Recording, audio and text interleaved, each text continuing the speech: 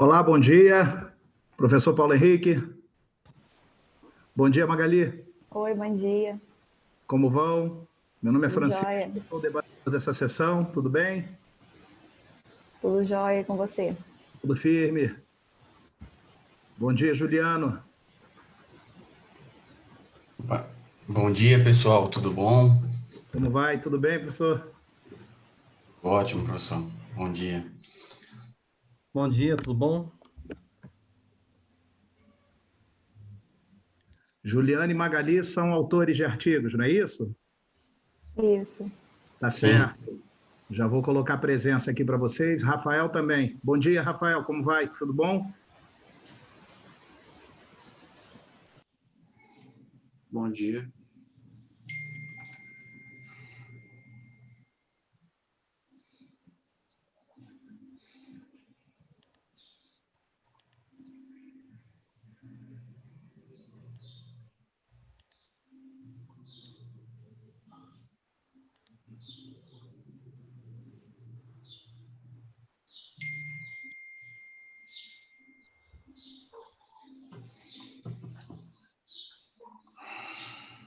Vamos só aguardar o horário para a gente poder começar a sessão, tá bom, pessoal?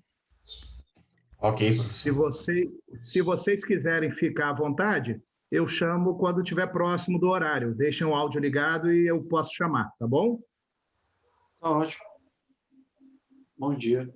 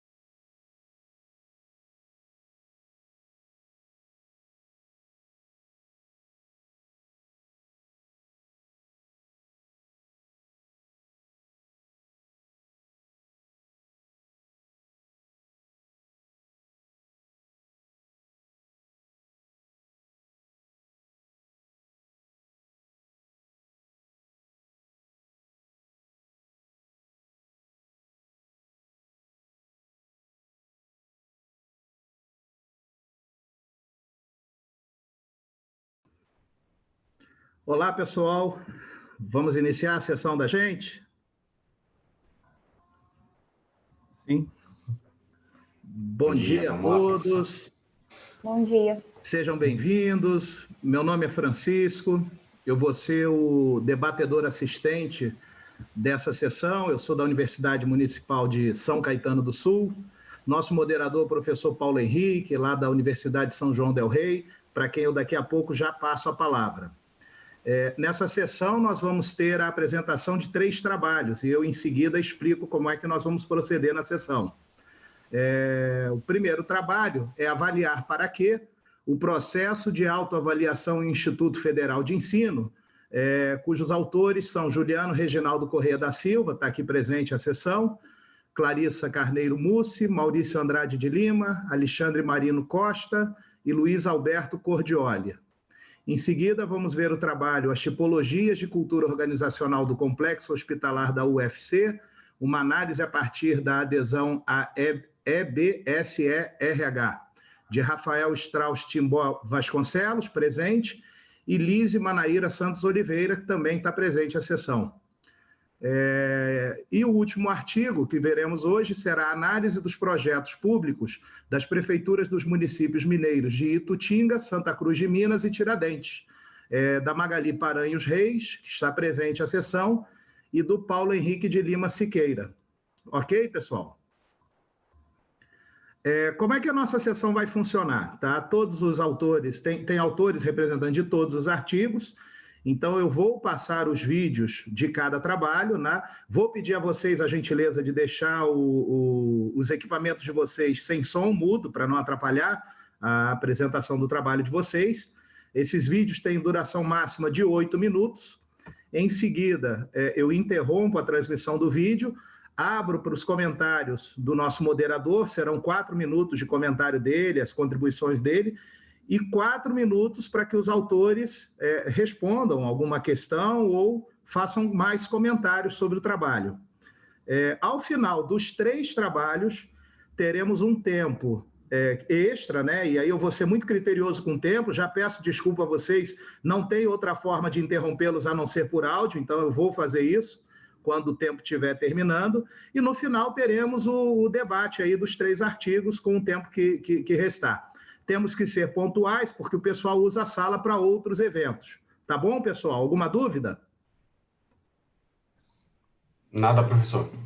Tranquilo. Então, eu passo a palavra ao meu colega, o professor Paulo Henrique, para que ele faça a abertura da sessão e dê as boas-vindas, e em seguida eu passo o primeiro trabalho. Tá bom, pessoal?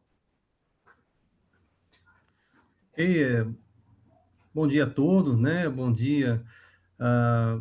Nós estamos aí começando mais um dia com trabalhos específicos, né, na área de administração pública. Eu acredito que são trabalhos bem interessantes, que a gente tem a oportunidade agora de estar debatendo, conhecendo um pouco mais, né? Cada autor vai trazer aí as considerações dos seus trabalhos, e aí depois a gente pode fazer esse debate, se aprofundar mais nesse tema que é tão emergente, tão importante, né? Diante de tantos desafios que nós temos aí na administração pública. E com certeza, né, esses trabalhos aí vêm para contribuir, né, a melhorarmos, né, a nossa gestão, buscarmos alternativas, né, de sermos mais eficientes na gestão pública das organizações. Então, vamos começar, né? Bom dia a todos aí. Muito obrigado, pessoal. Só para alertá-los, se houver algum problema, por favor, quando eu estou transmitindo os trabalhos, eu coloco em tela cheia e eu não consigo vê-los nem enxergar o chat. Se precisarem falar comigo, por favor, interrompam por áudio, eu pauso a apresentação do trabalho e atendo vocês aí qualquer problema, tá bom? Ok, professor. Obrigado, pessoal. Vamos lá.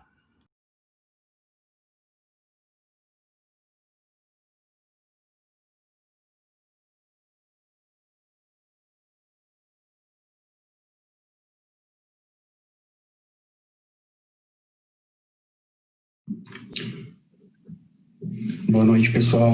O meu nome é Juliano. Eu fui aluno do mestrado da Unisul, aqui em Florianópolis.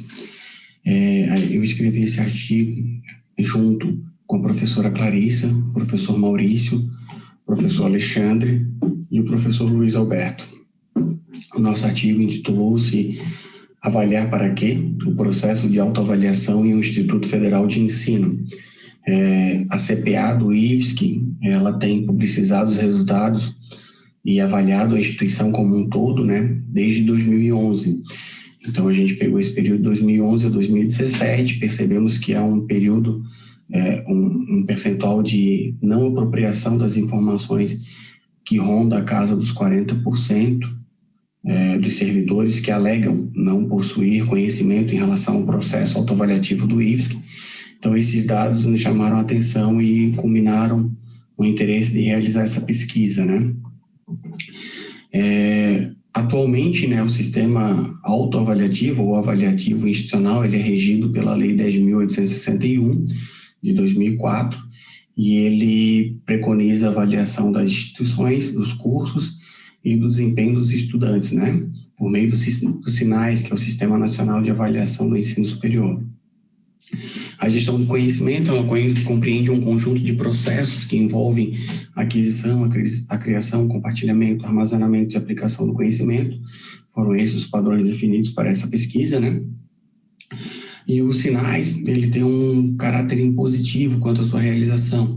E essa obrigatoriedade legal imposta ao processo autoavaliativo, ele pode trazer indícios da incidência de mecanismos isomórficos, né? Coercitivos, normativos ou miméticos. O referencial teórico da pesquisa, eu fiz um quadro para que a gente pudesse exemplificar de uma forma melhor os assuntos que a gente abordou, né? Avaliação da educação superior, a gente teve aqui de Deming até Barreiro, avaliação das instituições de ensino superior no Brasil, então diversas legislações, culminando com os autores como Meyer, Dias Sobrinho, autoavaliação institucional, o Markovitch, outras leis também que a gente teve que citar, SORD, enfim. Conhecimento organizacional, a gente começou lá com FOS, até um pouco antes também, Nonak Takeuchi. Já na parte de gestão do conhecimento e seus processos, né, a gente usou autores como Shou, Reis, Cheng Fong, dentre outros. Por fim, a parte da teoria institucional, a gente usou Kanter, Mayer Royan, DiMaggio e Powell principalmente, né? O método utilizado, o delineamento dessa pesquisa, ela teve uma abordagem qualitativa, a estratégia da pesquisa foi um estudo de caso, e o objeto de estudo foi o próprio IFSC, né? Que é o Instituto Federal de Santa Catarina. A coleta de dados envolveu dados primários e secundários, e a análise e interpretação desses dados foi feita por meio de análise de conteúdo e triangulação, basicamente seguindo os ensinamentos da Bardan. Como resultados, a gente apresenta que a pesquisa identificou a realização do processo autoavaliativo como um mecanismo de legitimação institucional e pouco voltado, né, porque é preconizado pela gestão do conhecimento, todos os processos que norteiam, né. Basicamente, os processos de aquisição, compartilhamento, criação, armazenamento e principalmente a parte da aplicação do conhecimento, eles são comprometidos por um conjunto de fatores limitantes que foram apontados na pesquisa. Esses mesmos fatores limitantes, ora, eles atuam como facilitadores, dependendo do contexto e da forma que eles são utilizados, né? Esses fatores, de forma geral, eles dizem respeito à estratégia, ao apoio da gestão, políticas e práticas de gestão de pessoa, culturas e ambiente, estrutura e papéis, processos e tecnologia, fatores individuais e a mensuração dos resultados. Como conclusão dessa pesquisa, a gente destacou que a questão isomórfica, norteada pelos conceitos da teoria institucional, por meio dos mecanismos coercitivos, normativos e miméticos, né, ela exerce uma forte influência sobre o processo autoavaliativo, em que pese ele atualmente ele é realizado e publicizado. A gente não tem toda a apropriação do conhecimento, esse conhecimento não é difundido dentro da organização, enfim. Não obstante, essa padronização imposta pelos preceitos legais, ela não necessariamente é um entrave, inclusive podendo funcionar como um instrumento norteador para a construção de melhores processos institucionais. O que a gente quis dizer com isso? Por exemplo, o mecanismo coercitivo, basicamente preconizado pela obrigatoriedade por meio de legislações, né? Não, na verdade, isso tem que ser visto de uma forma negativa. Tá? Muitas vezes, essa legislação ela pode funcionar como um caminho norteador, o princípio para que o processo seja construído, até porque a instituição, como é preconizado pela Constituição, ela tem uma autonomia. E por meio dessa autonomia, ela pode construir, modificar o processo, adequar da forma que lhe melhor convier, né? Então, a legislação acaba sendo só um norte para que ela possa fazer esse processo de uma forma a melhorar constantemente, né? Por fim, aqui a associação das lentes teóricas da gestão do conhecimento e da teoria institucional proporcionar uma compreensão mais robusta do processo autoavaliativo, potencializando o seu atendimento, potencializando o entendimento, na verdade, né, das suas particularidades, limitantes, facilitadores e oportunidades de aperfeiçoamento. Aqui configurou até, inclusive, como contribuição teórica, né? Como referência, a gente trouxe 3, de Maggio e Powell, em relação à teoria institucional, né, com o artigo A Gaiola de Ferro revisitada. Citamos aqui o Markovitch, na parte de autoavaliação institucional, com o artigo Repensar a Universidade. E, por fim, em relação à gestão do conhecimento, a gente citou o artigo de Nonaka, Von Krook e Vopel, que trata também sobre essa questão da evolução das teorias e dos processos norteadores da gestão do conhecimento. Bom, gente, basicamente é isso. É um desafio a gente apresentar em 8 minutos. A gente conseguiu atender o tempo. Eu estou à disposição para tirar qualquer dúvida que vocês, por aventura, venham a ter, para que a gente possa estar esclarecendo, ok? Muito obrigado.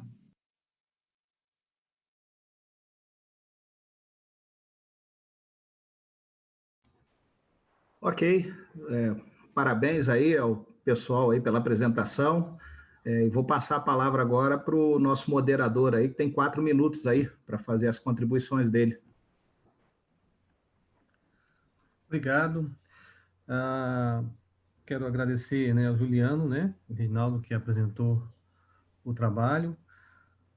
Achei assim, um trabalho bem interessante no sentido desse processo de avaliação das instituições, né, de ensino, institutos de pesquisa, universidades, né, e o que me chamou mais a atenção, né, você trouxe a questão da lei, né, 10.861, né, dos sinais, que já é uma evolução do processo de avaliação, vamos dizer assim, das instituições de ensino, né? Nós tínhamos até então ali basicamente o provão, né, que era utilizado como uma forma de ensino. Os sinais trouxe a ideia de você trazer uma visão mais sistêmica, né, do processo de avaliação, considerando outros elementos, que já de uma certa forma já vem evoluindo, né, quer dizer, considerando outros aspectos, outros fatores, né, nesse processo de avaliação, que é importante, né, que é um processo importante, né, quer dizer, houve uma evolução nesse sentido, tá? É claro que ainda, e aí você traz essa questão, né, apesar de ser uma evolução, né, ainda você tem algumas falhas no processo, né, principalmente não considerando aí a questão da gestão do conhecimento, quer dizer, a ideia que você traz é que é um trabalho que, a ideia é que os sinais é mais para cumprir um protocolo, cumprir uma obrigação, tem que fazer o processo de avaliação, autoavaliação, porque é importante, porque a lei determina, mas na verdade muitas vezes aquilo fica automático, né? Quer dizer, você não aproveita qual que seria, né, o benefício, né, efetivo de você fazer esse processo, né? Então você traz muito bem essa questão, né? Então fica um processo burocrático, né? Muitas vezes só para cumprir tabela e não realmente aproveitar o que deveria ser feito certo. Então isso é um aspecto bem interessante que o seu trabalho contribui, né, nesse sentido, tá? Claro, né? Houve essa evolução, então você traz esses problemas que ainda precisam ser sanados, né, nesse processo, tá? Porém, né, a legislação, né, apesar dessa questão do isofobismo, né, de ser uma questão coercitiva, né, ela também é importante, né, ela de uma certa forma estabelece, né, que devem ser feitas algumas etapas. E claro, né, eu acredito que esse seu trabalho, Júlia, vai contribuir nesse sentido, de se discutir mais esse processo, de se aproveitar mais esse processo, né, de que as instituições não tenham a consciência de que não é só uma forma de cumprir tabela, né, mas que realmente elas possam aproveitar e melhorar, né, o sistema das universidades, dos institutos federais, etc. Né? Então, eu trago esse comentário, né, e assim, né, como pergunta, né, realmente assim, qual sugestões que poderia ser feito de uma certa forma, né? Isso aí depois no final, né, você deve responder, para aproveitar mais esse processo avaliativo das instituições, que deveria mudar, vamos dizer assim, para que a gente pudesse ter uma avaliação mais eficiente aí. Ok? Muito obrigado pela oportunidade. Professor, super dentro do tempo, excelente. Muito bem, vou passar para o autor, então. Bom dia, professor Francisco, professor Paulo, colegas. Então, professor Paulo, é justamente isso, essa questão da gente ter percebido, né, essa falta de apropriação chamou a atenção para o tema. Eu nunca atuei diretamente na CPA, nas comissões próprias de avaliação, mas os colegas que lá atuaram sempre tinham a mesma queixa. Poxa, se faz um trabalho durante todo um ano, se traz uma riqueza de dados e esses dados não são utilizados. O encadeamento da pesquisa, inclusive, foi uma pergunta que a CPA realiza ao longo desses anos, que era qual o seu percentual de apropriação em relação aos resultados do ano anterior. E como eu falei no início ali, esse percentual variou em torno de 40% durante todo o período, com muito pequenas oscilações. Então, isso chamou a atenção, por que a gente não estava utilizando, né? A gente aponta na pesquisa, foi uma dificuldade porque eu tentei realmente fugir um pouco mais do meio acadêmico, porque como servidor do IFSC, eu tentei produzir uma pesquisa junto com meus colegas que pudesse ser utilizada na prática. Então, essa foi a maior dificuldade, né? A gente apontar os pontos de uma instituição que hoje preconiza pela excelência, que trabalha a nível de excelência, o IFSC, no caso do IFSC, foi difícil, mas a gente apontou algumas questões nossas que poderiam ser melhoradas, né, professor? A questão dessa sinergia que pode ser criada se a gente tiver um envolvimento dos outros setores, porque, respondendo a sua pergunta, hoje a gente percebe que realmente a CPA faz um trabalho quase que isolado e não em conjunto com a instituição, né? A gente tem diretorias de gestão de pessoas, diretorias de gestão do conhecimento na instituição, e a gente tentou trabalhar nisso, tentando mostrar a ambiência desse processo. Eu tenho muitos desenhos na pesquisa que eu não pude trazer aqui para apresentação, né? Para tentar mostrar isso visualmente, facilita.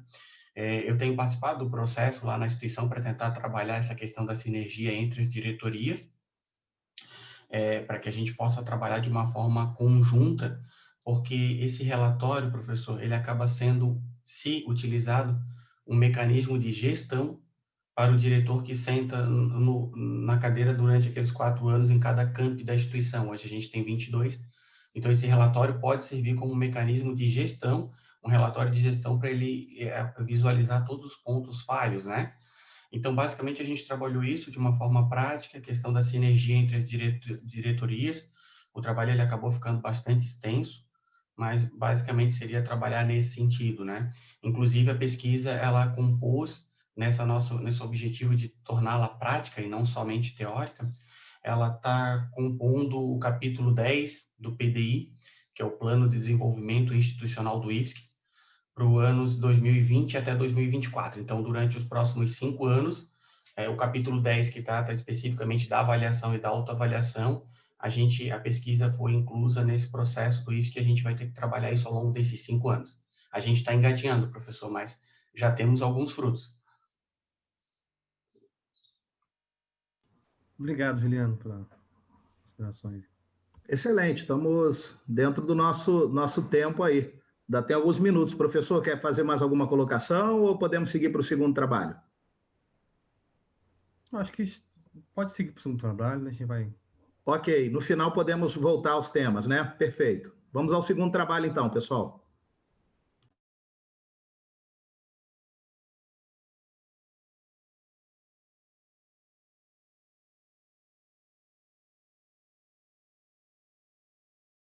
Olá a todos e todas do SEMEAD, meu nome é Rafael Strauss, eu e a minha colega Lise Manaíra estamos trazendo um artigo de cultura organizacional em que nós estudamos as tipologias de cultura organizacional do complexo hospitalar da Universidade Federal do Ceará.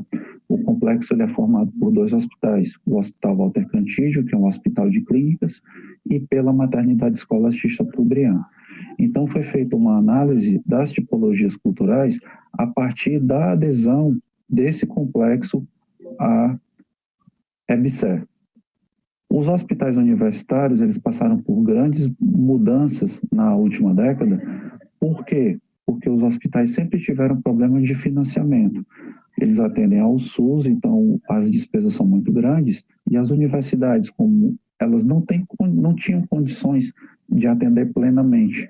Então, era necessário fazer acordos com fundações privadas que recebiam a verba do SUS e, através disso, intermediavam mão de obra, mas os tribunais de contas, eles julgaram que isso era uma afronta à Constituição, e o governo, para poder resolver essa situação de todos os hospitais, criou a EBSER. A EBSER é a empresa brasileira de serviços hospitalares, foi criada em 2011, e as universidades, a elas era facultada a opção de aderir ou não. Então, as universidades que aderiam à EBSER, elas passavam a administração desses hospitais para esta empresa. E isto, em alguns hospitais, ocorreu com uma série de problemas. Por quê? Porque os servidores públicos que estavam nos hospitais, eles não aceitaram, no primeiro momento, essa administração da EBSER. Isso implicava em tirar terceirizados que já tinham constituído vínculos muito fortes por empregados novos. Então, em alguns hospitais, isso gerou grandes problemas culturais. No Ceará, os hospitais eles foram cedidos à EBSER em 2013. E esta pesquisa, ela procura caracterizar a tipologia de cultura resultante dessa adesão, porque os dois hospitais da Universidade Federal do Ceará têm destinações diferentes. O Walter Cantillo é um hospital de clínicas com dezenas de especialidades, enquanto a maternidade escola é focada na saúde da mulher. Então, essa pesquisa tinha como objetivos investigar a tipologia dominante no complexo como um todo e investigar se as tipologias elas se tornaram semelhantes nos dois hospitais. Nós utilizamos como referencial teórico Cameron e Quinn, com o seu modelo de tipologias de cultura organizacionais, e nós também trouxemos os conceitos de Martin Frost, que para eles todas as organizações possuem elementos de integração, diferenciação e fragmentação, e que uma cultura forte, ela procuraria fazer com que as pessoas permanecessem juntas, superando essa fragmentação.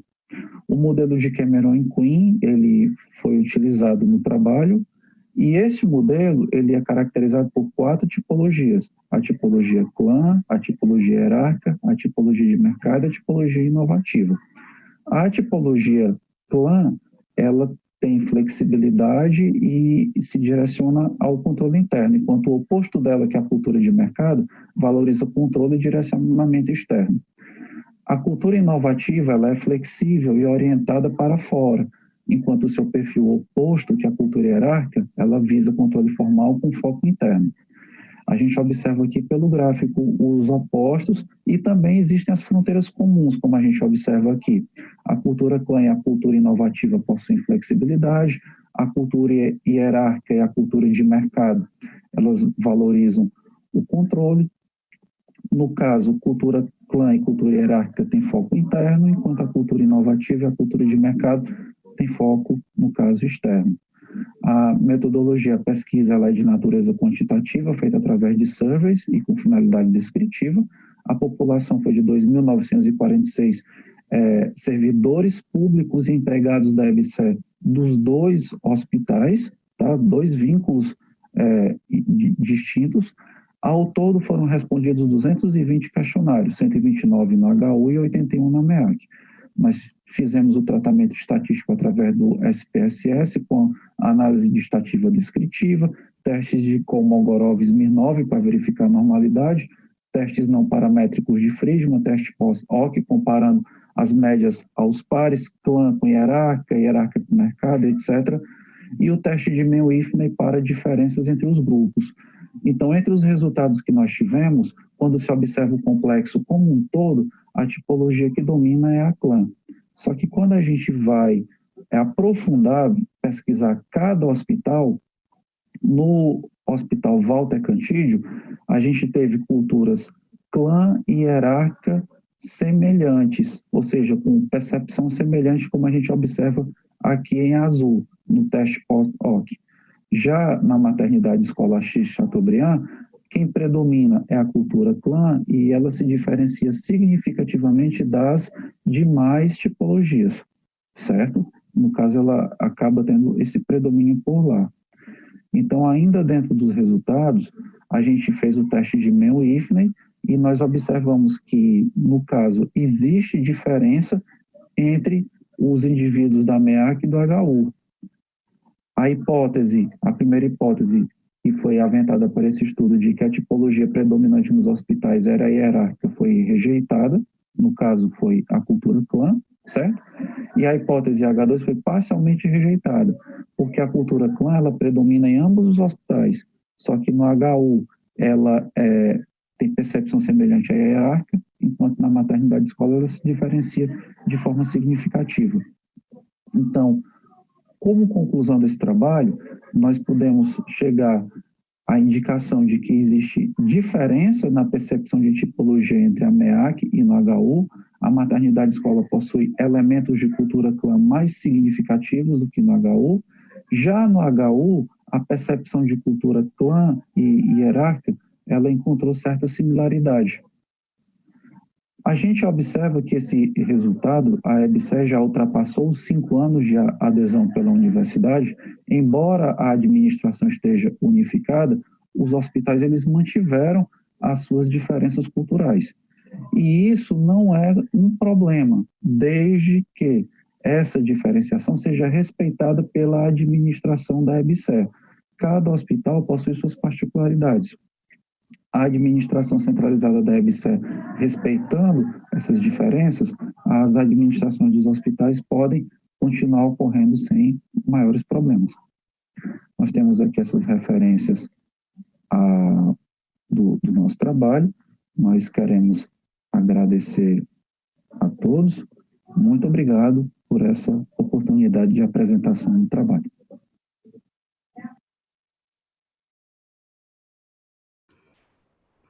Muito bem. Parabéns aí ao autor pela apresentação. Vou passar a palavra aí para o professor, nosso moderador, para os comentários dele, as contribuições dele aí. Obrigado, professor Francisco. Bom, primeiramente, né, Rafael, parabéns pelo seu trabalho, né, na questão da cultura organizacional e utilizar um método quantitativo, né. Normalmente, quando a gente vai, né, muitos trabalhos que a gente vê sobre cultura organizacional, geralmente os pesquisadores utilizam o método mais quali, né, mais qualitativo, e você fez esse trabalho utilizando o método quantitativo, que eu achei bem, assim, interessante, bem diferente daquilo que eu estou acostumado de ler, né, eu trabalho muito a questão quali, né, métodos qualitativos, né, achei bem legal isso. Aí você traz um tema bem eu digo até emergente, no sentido assim, né, a gente sabe que é uma dificuldade nos hospitais públicos, a questão do financiamento, né, a gestão, né, muitas vezes tem essa dificuldade, e é uma questão muito, digamos assim, tem um debate muito ideológico, né, por trás, né, quer dizer, até que ponto é interessante passar um hospital público, um hospital que né, ou, no caso, os hospitais universitários, né, que são financiados aí por financiamento público, você passar para uma gestão privada. Então, isso aí dá um debate. A gente, pouco tempo, teve uma mudança da lei aí, né, e aí o presidente teve que recuar, né, teve muita crítica, né, muita discussão sobre isso, ele teve até que recuar. E, assim, a gente é um tema delicado nesse sentido. Então, você já escolheu um tema que é bem interessante nesse sentido. Quer dizer, né, deve ser debatido. Até que ponto, né, é interessante você passar a gestão, né, para uma prestadora de serviço privado, né? Então, acho que essa é uma grande contribuição do seu trabalho, né, em relação a esse tema, tá? E aí você traz essa questão das tipologias, né, e você consegue identificar que há diferenças, né, na questão da cultura organizacional de cada hospital, né, apesar que a teoria fala que não, deveria ter uma similaridade, mas ali você observou que realmente houve essa distinção, e claro, né, aí no caso, né, a empresa, né, que está prestando serviço tem que considerar essas divergências, né, as particularidades culturais de cada instituição, né? Bom, aí a pergunta, né, que eu faço, assim, quais são as dificuldades, né, de você realmente fazer uma gestão, né, considerando as questões culturais que você observou desses dois hospitais, né? quais seriam as barreiras, vamos dizer assim, de você fazer uma boa gestão, muitas vezes, tendo, né, considerando, né, essa limitação da cultura organizacional que você observou no seu trabalho. Ok? Bom, gente, bom dia a todos. Esse trabalho, esse artigo, ele é um recorte da minha dissertação de mestrado. Então, o trabalho ele foi qual e quanti. Ele teve a pesquisa quantitativa, que foi uma ordem que os meus orientadores deram, mas eu insisti também em fazer a parte qual, que vai ficar para futuros artigos, vai ficar para mais adiante. E uma coisa que eu queria só observar, a EBSE, apesar dessa problemática desse artigo, ela não é muito conhecida. Então, muitas pessoas elas ignoram que os hospitais universitários eles estão sendo administrados por ela, certo? A EBSE, ela é pública, ela não é privada, por mais que as pessoas se espantem. Aqui no Ceará, por exemplo, o governo do estado e as prefeituras, elas fizeram um convênio com o ISGH, que é uma instituição privada, mas o governo federal, para resolver o problema dos hospitais, porque as universidades não tinham dinheiro para poder manter, porque como os hospitais fazem parte do SUS, é dinheiro demais que eles precisam para ser financiados, as universidades não têm dinheiro. Então, o governo federal, no final do governo Lula e no começo do governo Dilma, criou a EBSE, cujos recursos vêm do Ministério da Saúde, tá certo? Para poder administrar os hospitais. Só que as universidades, elas não são obrigadas a aderir. Elas vão aderir se quiserem. Hoje, a EBSE administra cerca de 50 hospitais. Cada hospital desse foi uma luta, foi uma batalha, foi uma guerra, porque nem servidores, nem sindicatos, ninguém queria. Então, quem era que queria? As altas administrações, os reitores e os pró-reitores, eles queriam, porque eles sabem que não tinham dinheiro. Ou entregava para a EBSE, ou fechava as portas. Mas os servidores, o sindicato, a população, não queria saber disso. Na parte quantitativa da pesquisa, teve uma pergunta que eu fiz para todos os 20 gestores entrevistados. Eram gestores que estavam antes da EBSE e permaneceram depois, para fazer esse painel da cultura. Aí a diretora do HU, eu perguntei a ela quais foram os problemas, os maiores problemas, as dificuldades, ela disse, todas as dificuldades que você possa imaginar para poder haver a implantação, porque houve essa resistência. E na UFC, particularmente, o HU sempre foi muito diferente da MEAC. Eu costumo até comparar que é o Game of Thrones, que são duas realidades totalmente diferentes. E eles achavam que a administração da EBSE iria fracassar porque os hospitais não conversavam, os diretores não conversavam. Hoje existe essa conversa, existe esse diálogo. A minha ideia é que seja uma pesquisa longitudinal. Daqui a 10 anos, por exemplo, eu repito a pesquisa, porque eu sou servidor da Universidade Federal do Ceará. Eu tenho acesso aos gestores dos hospitais. Repetir essa pesquisa daqui a 10 anos para ver se houve uma evolução nesse sentido. Porque eu entendo que 5 anos é pouquíssimo tempo, é quase nada para uma mudança de cultura. Mas o fato dos dois hospitais estarem debaixo do mesmo guarda-chuva, de repente, pode ajudar alguma coisa. E uma coisa engraçada, com a mudança do reitor ano passado, foi mudado tudo, né? Muda-se tudo dentro da universidade. E o corpo gestor da MEAC assumiu a EBSE daqui do Ceará. Uma coisa muito interessante, porque o pessoal da MEAC tinha algumas queixas, algumas questões, e agora, como eles estão na posição de poder, eles estão vendo outro lado, e pode ser que agora a gente tenha uma aceleração mais forte de uma possível mudança cultural.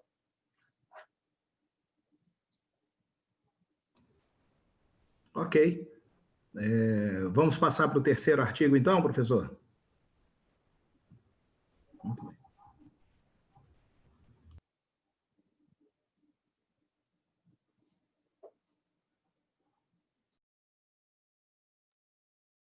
Olá, meu nome é Magali, eu sou docente do curso de Administração da Universidade Federal de São João del Rei e junto com o professor Paulo Henrique, docente do curso, realizamos a pesquisa Análise dos Projetos Públicos das Prefeituras dos Municípios Mineiros de Itutinga, Santa Cruz de Minas e Tiradentes. Bom, os objetivos dos projetos públicos são fornecer bens e serviços que possam aumentar o bem-estar da sociedade. Alguns dos desafios enfrentados pela gestão pública são a elaboração, execução, finalização e avaliação dos diferentes projetos públicos. Muitos desses projetos eles são mal elaborados, exigindo-se durante sua execução alguns aditivos de alteração de preço.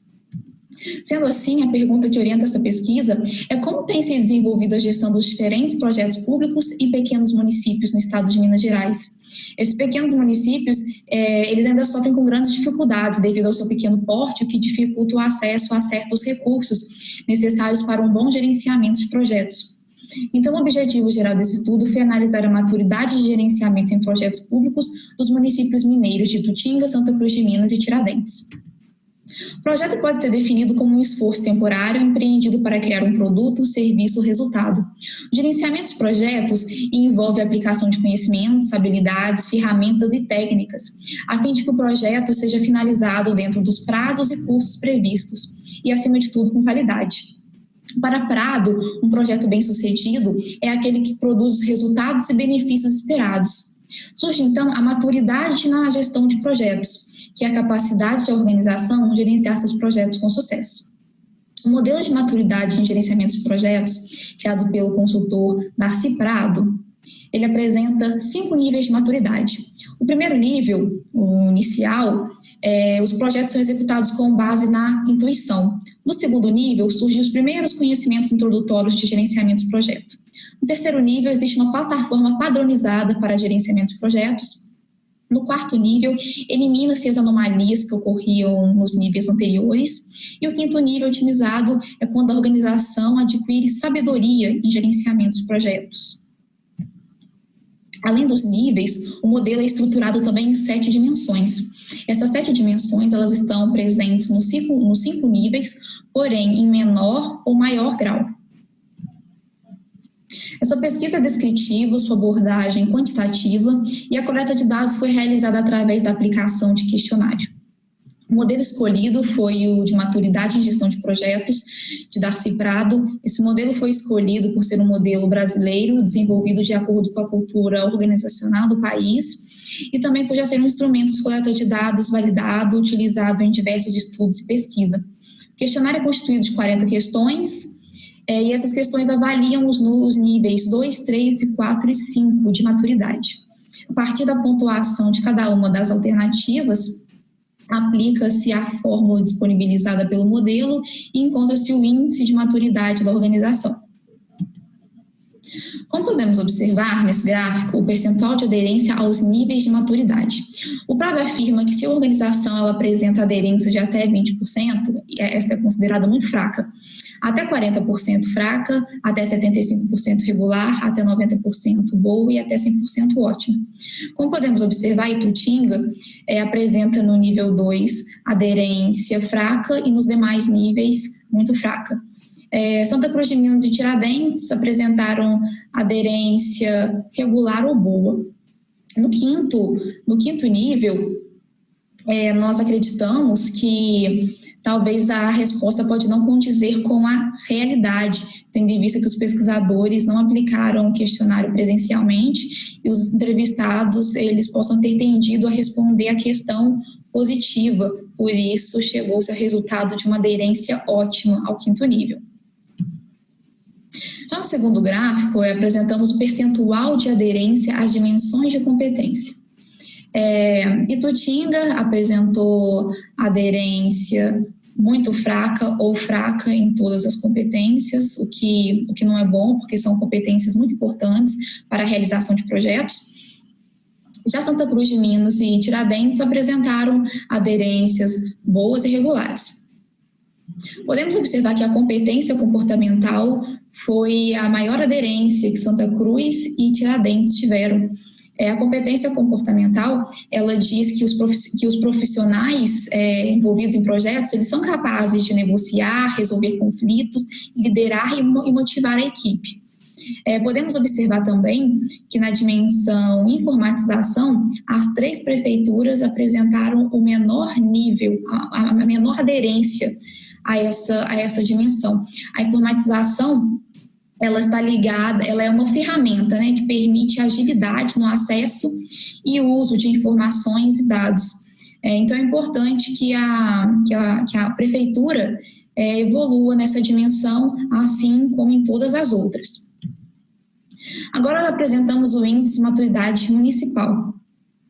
A Prefeitura de Itutinga apresentou o índice de 1,58, então ela se encontra na primeira escala de maturidade, ou seja, ela não compreende de forma correta o que é gerenciamento de projeto. Alguma das características desse nível é a inexistência de metodologia, falta de compreensão dos resultados dos projetos, inexistência de alinhamento estratégico. E as consequências disso para os projetos são atraso, estouro dos custos, não execução dos benefícios pretendidos. E já as prefeituras de Santa Cruz de Minas e Tiradentes, elas estão no nível 3, que é o considerado nível padronizado, um cenário no qual ocorre a padronização de processos e ferramentas. Então, isso está em pleno vigor. E o benefício de atingir o nível 3 é que os projetos eles passam a ter maior previsibilidade e maiores índices de sucesso. Porém, nesse nível ainda ocorre algumas anomalias. Então, é preciso que essas prefeituras elas busquem atingir níveis maiores de maturidade. E nenhuma das prefeituras atingiram o nível máximo, que é o 5º nível otimizado. Agora podemos observar no quarto gráfico a comparação dos índices de maturidade. Pesquisa realizada por Prado e Arquibaldi no ano de 2017 mostrou que a maturidade média do governo era de 2,63, da iniciativa privada 2,56. Foi a primeira vez que o governo ultrapassou a iniciativa privada. De acordo com os autores, o motivo desse fato pode ser que o governo esteja investindo em melhorias em gerenciamento de projetos, porém esses investimentos eles ainda não foram traduzidos em resultados finalísticos.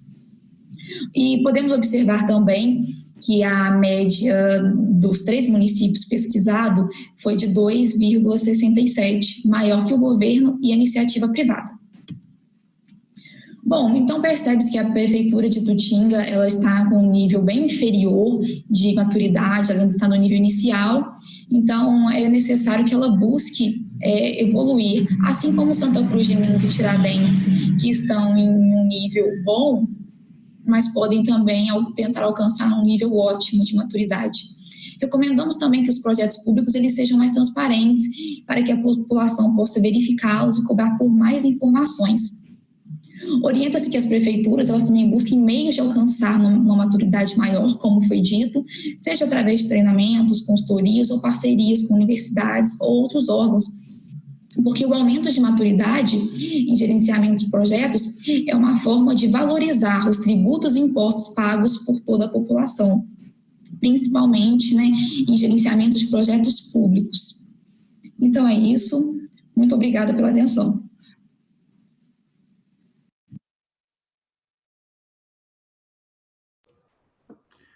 Muito bem, parabéns aí pela apresentação. Vou passar aqui para o nosso moderador fazer comentários. Bom, professor Francisco, primeiramente, sim, queria falar que, na verdade, esse trabalho foi orientado por mim, né? Ela foi me orientando, né? Ela fez esse trabalho de iniciação científica aqui na Universidade Federal de São João del Rei. Esse trabalho, ela fez a pesquisa sem bolsa, né? Ela foi PIIC, né? Bolsa, não foi bolsista. Agora ela está trabalhando com bolsista em outro projeto comigo, né? Ela é uma aluna bem dedicada, né? E a gente também colocando nesse outro projeto. É um trabalho que a gente tinha objetivo no início, né? De fazermos em toda aquela região do Campo das Vertentes e fazer um trabalho presencial, né? Umas visitas realmente às prefeituras e fazer a aplicação do questionário. Mas aí veio a pandemia. E a pandemia, ela de uma certa forma, atrapalhou, porque né, ficou inviável né, fazer as visitas, né, a questão da distanciamento social, e isso atrapalhou um pouquinho. E também em termos de quantidade, né, a gente queria fazer em mais municípios. Né? Porém, a gente observou ali, mesmo sendo 3 municípios, né, conseguimos levantar esses dados, a gente observou ali, né, que especificamente o município ainda com nível de maturidade muito baixo, né, praticamente né, fazendo uma gestão de projetos de maneira informal, né, bem assim, básico mesmo. Os outros dois já com nível mais avançado, mas claro, né, podendo aí melhorar, podendo buscar melhorias aí para ser realmente mais eficiente, né, na questão da gestão de projetos, que é uma questão fundamental. Quando a gente pensa em gestão pública, como bem falou, né, a Magali, né, você tem um recurso público que está sendo ali direcionado, tem que ser otimizado, então as prefeituras precisam, né, profissionalizar mais esse processo para que realmente, né, a população tenha os serviços que elas precisam e também não haja um gasto muito excessivo sem necessidade em alguns setores, né. Então, assim, eu acredito que o trabalho pode servir como base, né, para que a gente possa também se aprofundar, buscar, né, fazer um trabalho também em outras prefeituras e, claro, né, também em outros estados, né, fazer um trabalho comparativo também, acho que seria bem interessante aí, essa que seria a contribuição desse trabalho que eu vejo nesse sentido aí. Tá ok? Aí a pergunta eu não vou fazer, né, porque, enfim, Tá certo. de repente Mas deixar para os outros perguntarem, né, que fica mais claro. eu cumprindo aí, deixa eu então fazer algumas colocações, né, já que você orientou o trabalho, né, e aí eu vou passar o tempo a Magali, a gente já vai entrar no tempo de debate de todos os trabalhos, né. Eu gostei muito desse artigo, gostei dos 3 artigos, né, achei artigos bem interessantes, são artigos muito bacanas. Este último artigo, né, eu achei ele muito bem estruturado, a metodologia é clara, é muito bem explicada, né, o referencial dele está muito bom, ele tem trabalhos seminais e trabalhos novos, mas eu queria deixar assim 2 contribuições, não sei se talvez vocês chegaram a pensar nisso, né? Enfim, a primeira é que eu acho que vocês trabalharam muito, mas o resumo, a metodologia, né, que está lá no resumo, ela não mostra isso. Então, talvez dá uma olhada, eu não sei se a publicação vai assim para a ANAS, mas talvez dá uma olhada nisso, que eu acho que vocês deveriam demonstrar o tanto que trabalharam nesse artigo, vocês trabalharam bastante. E deixo assim uma sugestão de estudo futuro, né? Talvez confrontar este estudo com a percepção da população sobre a efetividade dos projetos e a satisfação dela com a implementação deles. Então, acho que isso talvez desse uma visão interessante a esse trabalho. Vou passar agora para a Magali, para cumprir aí os 4 minutos, como todos. Tem direito também, Magali, por favor. Bom dia a todos. Eu queria agradecer primeiramente ao professor Paulo, que me orientou nessa pesquisa, me deu total apoio durante todo o processo, apoio também na minha vontade de seguir a carreira acadêmica. Bom, foi um projeto que me chamou a atenção, assim que ele me contou, ele me ofereceu essa oportunidade de tratar de projetos públicos, né, desses gastos, enfim, como isso é feito, como isso é mensurado, avaliado, enfim.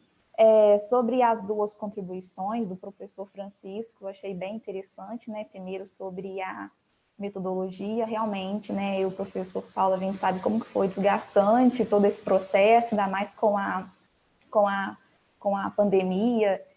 A princípio, né, a nossa intenção era fazer com mais municípios, mas infelizmente nós não conseguimos, entramos em contato por telefone, vários e-mails, mas a gente percebeu um certo desinteresse por parte, né, de alguns órgãos que a gente entrou em contato, isso foi um grande problema, mas esses 3 municípios que a gente avaliou, nós achamos bem interessante, eles são bem semelhantes, né?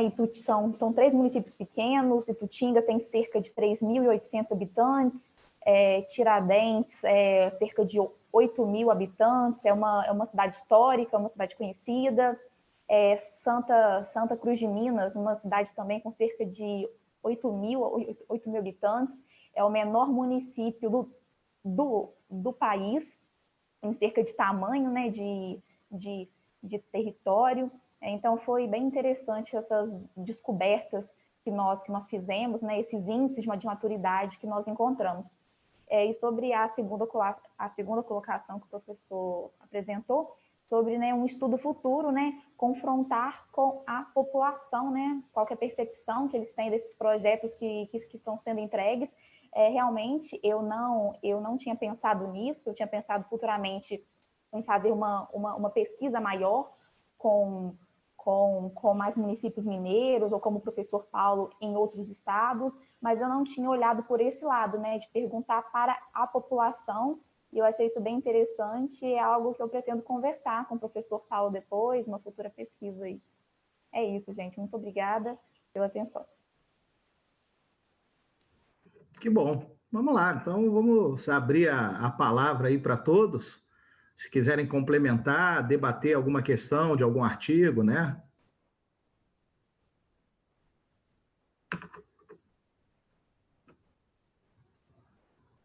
Alguma contribuição de alguém?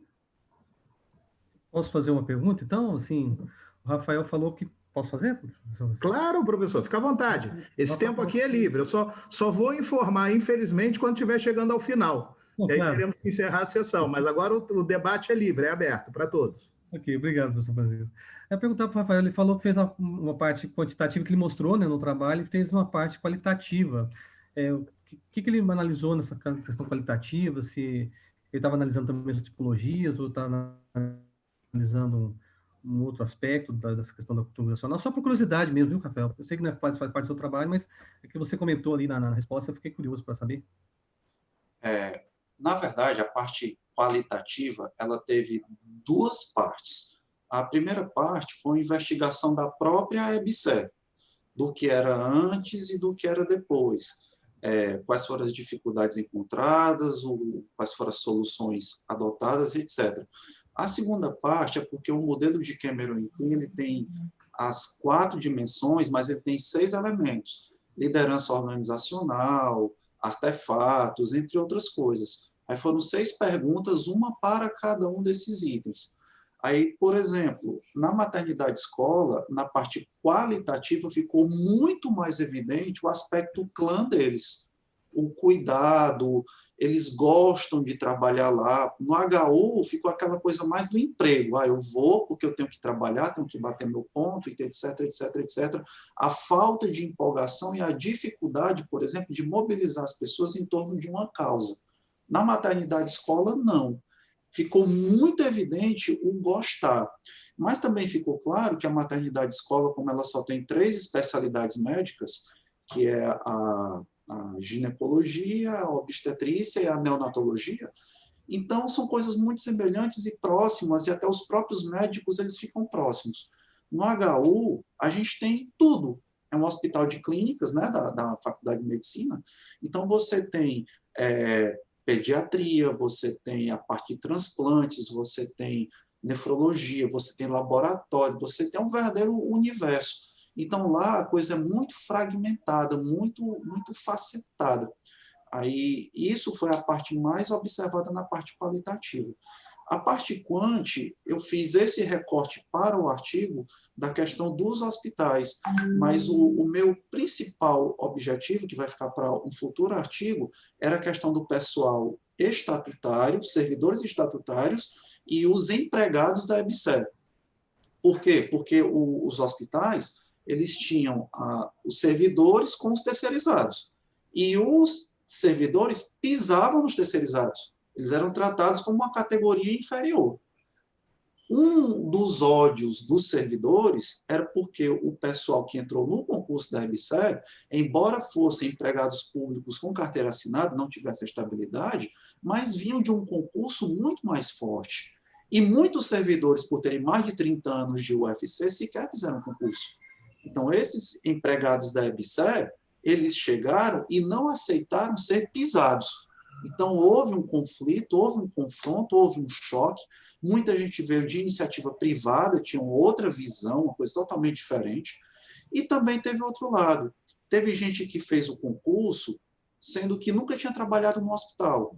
Tinha, por exemplo, técnico de enfermagem, até enfermeiros, que trabalhavam no interior apenas medindo pressão.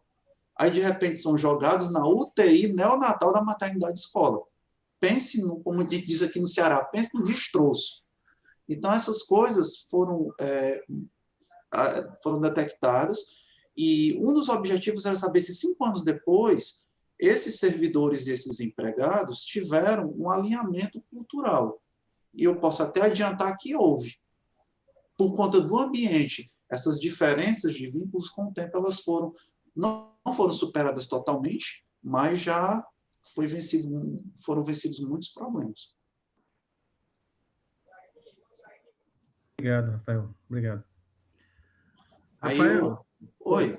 Não, pode continuar, prossiga, por favor. Não, eu já ia passar a pergunta para fazer as considerações dos trabalhos dos outros colegas, mas se for alguma dúvida Não, sobre o teu trabalho, eu queria na verdade, fazer duas colocações, né? A primeira é que eu li o seu trabalho, eu gostei muito dos 3 trabalhos, né? Com muita sinceridade. Mas no teu trabalho, eu vi que na conclusão, vocês afirmam que cada instituição manteve a cultura própria, apesar da administração de 5 anos da EBSER. E isso não é um problema. Só que eu li o artigo de vocês, né? E no artigo eu não consigo enxergar como vocês chegaram a esta conclusão. Você já explicou para a gente que esse artigo foi tirado do teu trabalho de mestrado. Então é possível que lá você tenha chegado a essa conclusão. Mas para mim não ficou claro como isso não interfere na administração da EBSER, pelo texto que eu li no artigo. Pode ser que eu tenha deixado algo passar. Essa é uma questão que eu queria que você colocasse para a gente. E a segunda questão é que você comentou aí nos argumentos do professor Paulo, que você conversou com gestores remanescentes, né? Anteriores à EBSER. E a minha pergunta é a seguinte: esses gestores assumiram posições na EBSER? Talvez essa pudesse ter sido um reforço de que a cultura nos locais tenha sido mantida? Pronto, respondendo aqui as duas perguntas. Eu vou começar pela segunda, que é mais fácil responder. Por favor. A EBSER, eu notei, até observando em outros hospitais, em outras universidades, que a EBSER ela procurou mais a questão do aporte financeiro. Ela não interferiu na escolha dos cargos de gestão. Os cargos de gestão dos 2 hospitais ficou a cargo do reitor preencher. O reitor indicou os diretores indicaram as pessoas. E, no primeiro momento, não houve dança de cadeiras. Então, isso pode ter ajudado a manter a cultura, tá certo? Porque o diretor da maternidade escola, que era o doutor Carlos Augusto, permaneceu o mesmo, antes e depois da EBSER. A diretora do HU também permaneceu a mesma, e isso ajudou na transição. Com a mudança do reitor ano passado, o doutor Carlos, que era o diretor da MEAC, ele foi colocado como o superintendente da EBSER aqui na UFC. Então, isso ajudou até a manter mais suave esse processo. Então, essa questão dos entrevistados, eu fiz a seleção, que tem mais de 80 cargos de gestão lá. Eu procurei filtrar. Eu só entrevistei pessoas que estavam antes, que conheciam a situação antes, que observaram os preparativos da mudança e que 5 anos depois permaneceram, porque essas pessoas elas tinham condições de dar o retrato antes e depois. Mas isso ficou na parte qualitativa do trabalho. Com relação a outra pergunta, de a EBSER ela não ter mexido tanto, tem um capítulo na dissertação que era de mudança organizacional, que não foi colocado no trabalho porque fugiu um pouco o escopo, só eram 16. Então, existem vários tipos de mudança organizacional. Então, a EBSER, o que ela fez? Ela optou por não mexer. Ficou distante, lá em Brasília, e deixou o pessoal aqui à vontade. A EBSER queria o controle de resultados, ou seja, nós temos metas, houve um contrato de gestão que a UFC assinou, com metas a serem obtidas. Então, a cobrança da EBSER com relação a metas. Ela evitou padronizar, evitou colocar mudança de marca. Por exemplo, começou-se a mudar a marca agora, 2018 para cá, e feito por servidores. Os servidores conduziram esse processo. Então, por isso que eu digo que ela não se preocupou em mudar. Ela queria resultados, mas manteve as pessoas trabalhando lá da melhor forma possível.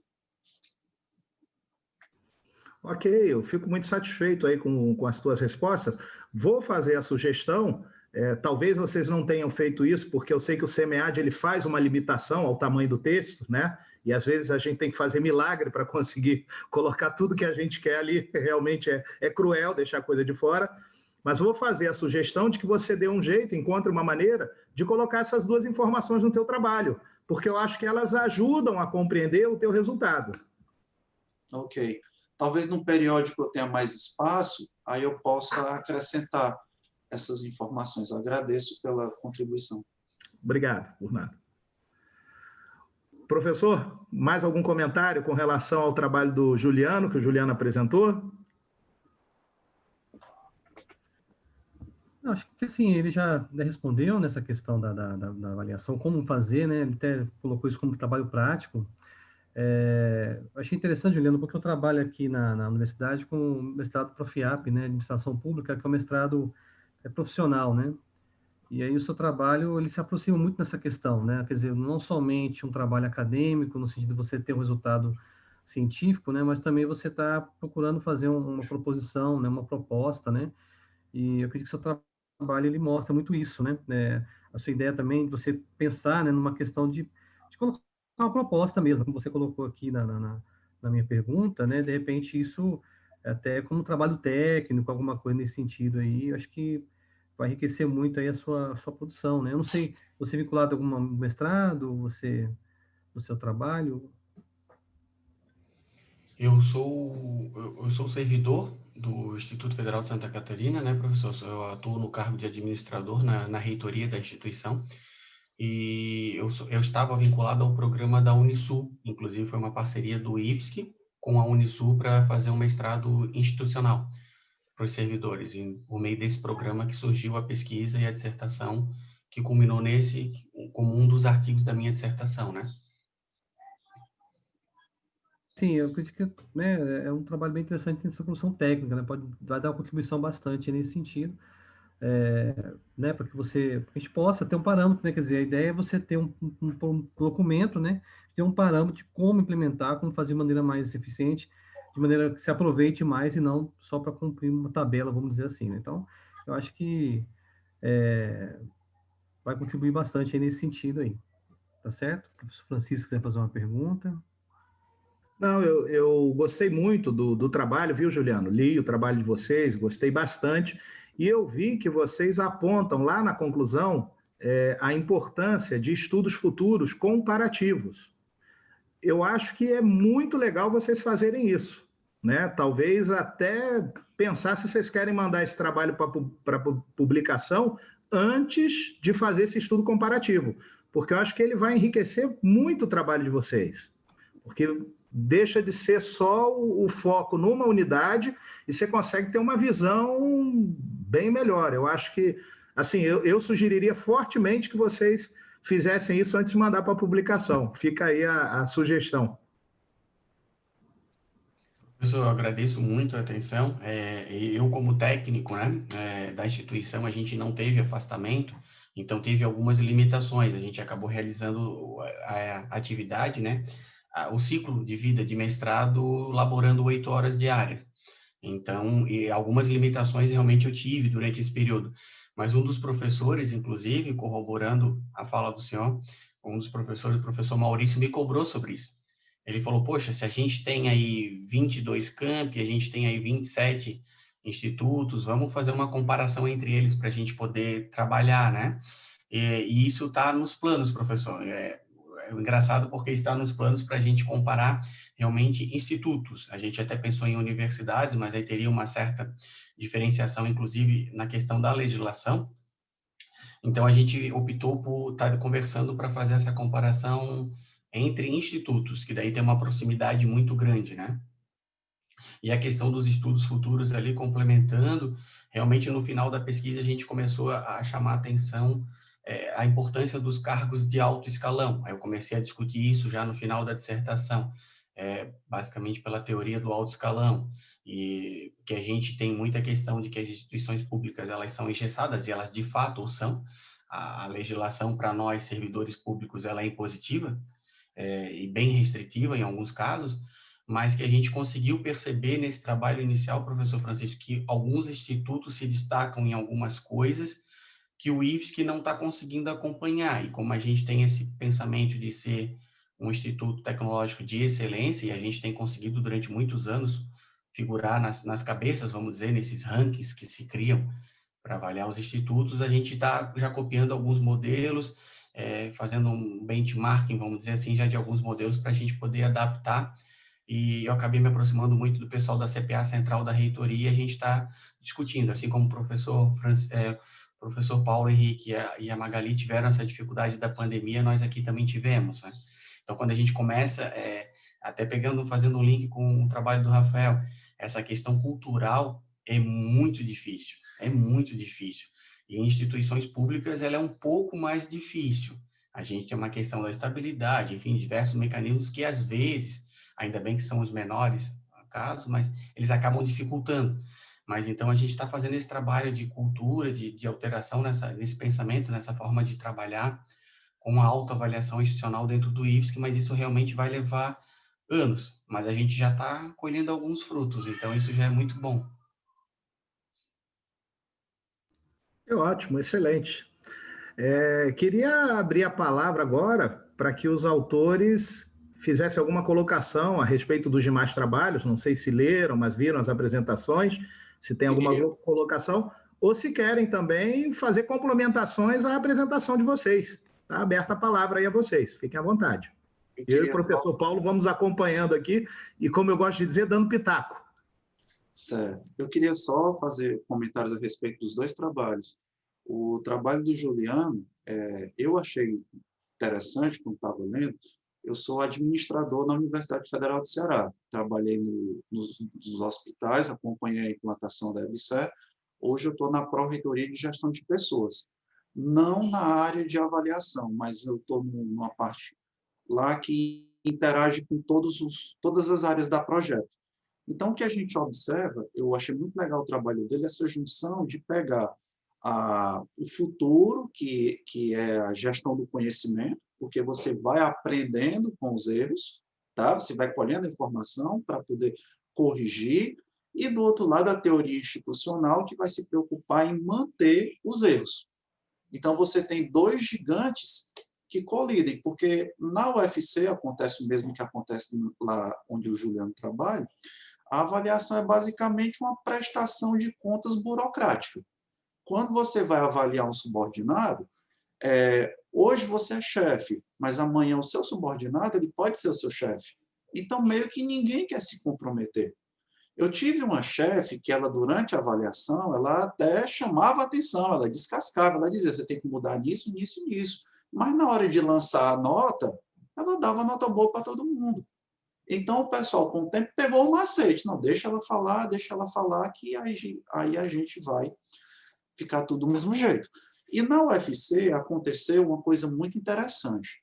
O Bolsonaro, em 2019, ele pegou o terceiro colocado da lista tríplice.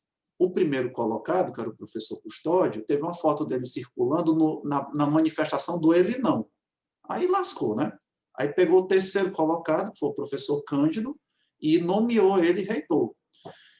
Dizem que foi a primeira mudança para valer na universidade em mais de 60 anos de existência, porque o reitor escolheu o substituto, que escolheu o substituto, e se perpetuava sempre o mesmo grupo.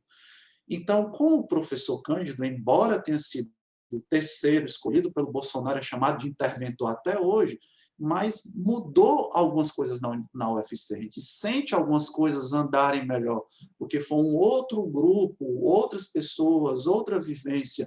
Não que seja melhor ou pior, mas é uma coisa diferente que está fazendo as coisas funcionarem de forma diferente. E eu, pelo menos, como estudante do mestrado, e tendo contato com outras teorias, como a gestão do conhecimento, a gente nota que essa questão da memória, por exemplo, estão procurando valorizar hoje. Então, achei muito legal o trabalho do Juliano nesse aspecto, de tentar fotografar essas duas coisas, a gestão do conhecimento de um lado e a teoria institucional do outro. Uma quer mudar e a outra quer se perpetuar. Então, parabéns pelo trabalho. O trabalho do professor Paulo Henrique e da Magali eu também achei bastante interessante. Eu tenho pós-graduação em gestão de projetos. Eu sei como é difícil isso. Lá na EBSER, a implantação da EBSER, não houve planejamento na UFC. Simplesmente trocaram o pneu do carro com o carro andando. Imaginem desculpem o termo, a esculhambação. Foi o termo que a gente usa aqui no Ceará. As pessoas, para terem uma ideia, as pessoas eram chamadas do concurso, eram lotadas nos locais, e a gente descobriu lotação da pessoa, HUWC. Mas onde? Ninguém sabia. Foi uma verdadeira loucura. Então, existe realmente essa dificuldade de planejar e de se colocar os projetos em prática. Eu notei nas 3 cidades que eles fizeram a pesquisa que Itutinga, que teve os resultados menores, mas isso se justificaria porque ela é uma cidade menor. Talvez cidades menores elas tenham uma menor capacidade de introjetar essas práticas mais modernas, embora a gestão de projetos já não seja exatamente uma coisa moderna. Mas eu não sei se, de repente, a discrepância de Itutinga com relação a Tiradentes, que já é uma cidade mais conhecida, que é maior, eu não sei se teria sido por isso. Era só isso, eu agradeço a participação nesse trabalho.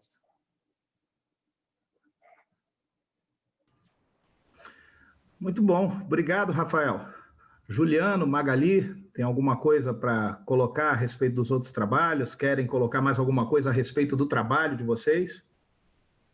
Como o Rafael disse, realmente, né, a gente percebe essa falta de planejamento, de colocar em prática, e isso foi evidenciado com esse trabalho, e eu acho que faz sentido o que ele disse, né, dessas cidades menores, elas teriam uma capacidade menor. Até mesmo, como eu disse no início, as cidades menores, elas têm um acesso menor a certos recursos, benefícios. Então, a gente colocou, né, como uma das sugestões, essas cidades estarem entrando em contato com universidades, fazer certas parcerias para elas estarem evoluindo no gerenciamento de projetos. Eu tinha dito, né, Itutinga tem cerca de 3.800 habitantes e Tiradentes 8.000, uma diferença aí de 5.000 habitantes. Então, sim, isso pode influenciar. Nós queríamos, né, até ter pesquisado outros municípios, até menores que Itutinga e até maiores que Tiradentes, para estar fazendo realmente essa comparação com todos esses tamanhos. Mas acredito que o que o Rafael disse faz muito sentido, sim. E para complementar, eu só queria parabenizar mesmo o Juliano e o Rafael pelos trabalhos apresentados, trabalhos muito bons, a gente pôde perceber, né, trabalhos de qualidade, e acredito que as considerações já feitas pelo professor Paulo e pelo professor Francisco já contemplou qualquer dúvida que eu tivesse e as respostas deles também. É isso. Se o professor Paulo quiser complementar alguma coisa, né, em relação ao tamanho dos municípios, eu acho que ele tem mais capacidade para discutir isso do que eu. É isso mesmo, né, Juliana? Quer dizer, realmente, né, essa questão de você ter pouco acesso a recursos, principalmente aos recursos humanos, né, de pessoas capacitadas, né, para estar fazendo a gestão desses projetos, é um fator que dificulta mesmo, né? Também, quando você fala em municípios, né, você tem a questão você tem os concursados, mas você também tem os cargos de confiança, né, os cargos políticos, né? Então, também, de uma certa forma, acaba, né, influenciando muitas vezes negativamente na gestão desses projetos aí. E, claro, isso gera também outras discussões, né? Acho que, comparando essa questão da influência dos cargos políticos também, né? Cargos de confiança, né? Até que ponto também isso tem um peso. Acho que isso também até dá uma questão para pesquisas futuras, né? A gente pensar em termos de gestão de projetos, né? Como que essa questão da mudança dos cargos políticos, né? Da mudança das prefeituras influencia também nesse processo de gestão de projetos, né? Acho que é uma questão para ser trabalhada em futuras pesquisas também. Acredito que vai ser bem interessante aí. Ok? Nós temos aí no cenário político, né, uma mudança a cada 4 anos, né? E se a gente considerar aí também as prefeituras, a cada 2 anos nós vamos ter uma mudança na gestão pública, né?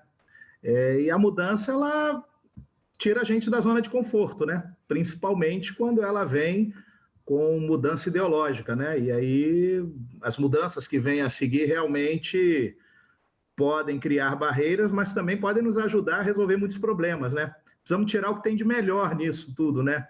Eu acho que essa é uma ponderação que eu faço. A mudança ela vai ser inevitável, né? Ela vai acontecer. A gente sabe que de tempo em tempo ela vem. Então, tentar ver essa mudança com bons olhos e tentar aproveitar o melhor, sabendo que daqui a pouco vai mudar tudo de novo.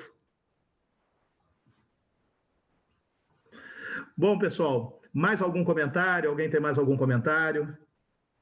Não? Eu vou, então, agradecer a todos. Oi, Juliano, quer falar? Por favor. Desculpa, é só para agradecer a oportunidade, parabenizar o Rafael pelo trabalho. Eu dei uma lida, Rafael, gostei muito da tua pesquisa. Como administradores, a gente tem uma linguagem próxima, então acaba facilitando a leitura, né? Magali, gostei muito do teu trabalho também, gestão de projetos. Eu nunca atuei diretamente, mas é um assunto que me interessa. E para a gente passar no concurso, a gente tem que ler muito sobre gestão de projetos, né? Que bom! Pena que a gente ainda não consegue implantar isso com uma facilidade nas organizações, especialmente públicas, né? Eu sempre brinco isso, a gente tem uma dificuldade um pouquinho maior para algumas coisas quando a instituição é pública, mas faz parte do jogo, a gente tem que respeitar as regras do jogo. Gente, muito obrigado, eu gostei muito dos trabalhos, professor Francisco, professor Paulo. Se a gente puder contribuir em alguma outra coisa aí, a gente pode manter contato. Legal, pessoal. Vou agradecer a vocês, né? Eu e o professor Paulo fomos privilegiados, caímos numa sessão com ótimos trabalhos. Eu, sinceramente, gostei muito de todos os 3 trabalhos. Acho que tem potencial para publicação, né? Com um ou outro ajuste. Acho que vocês estão de parabéns, realmente. Eu fico muito feliz de estar aqui apoiando essa sessão e vou passar a palavra para o professor Paulo para que ele possa fazer o encerramento. Ele é o nosso moderador, ele fazer o encerramento aqui e agradecer a vocês mais uma vez. Ok, obrigado, professor Francisco. Eu quero agradecer a todos, né, a participar. Assim, para nós, né, professor Francisco, foi, de uma certa forma, um desafio, né, porque a gente está acostumado a participar desse congresso de maneira presencial, então a gente vai, então já sabe, até o modo operante já sabe como é que vai fazer. E aí, né, como é que vai ser agora? Gravou um vídeo, como é que vai ser? Como é que vai? Então a gente fica muito assim, com dúvidas mesmo, né? É uma coisa muito nova, né? Mas foi muito bom, porque a gente percebe que não mudou em nada, né? Pelo menos essa foi a minha percepção dessa apresentação.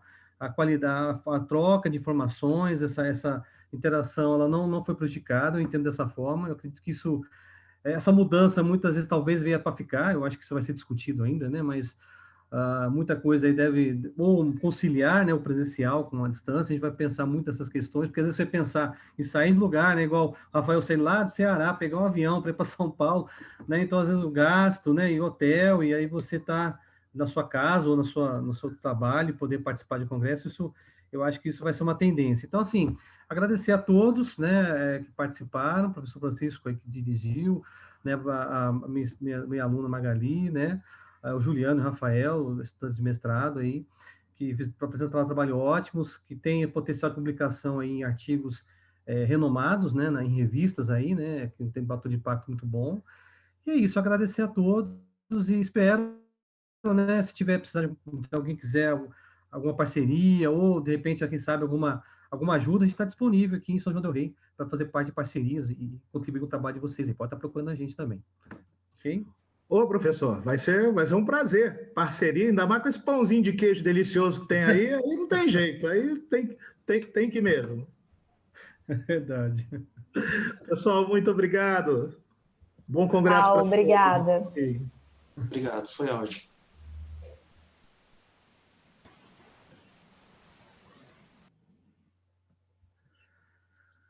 Ai, ai.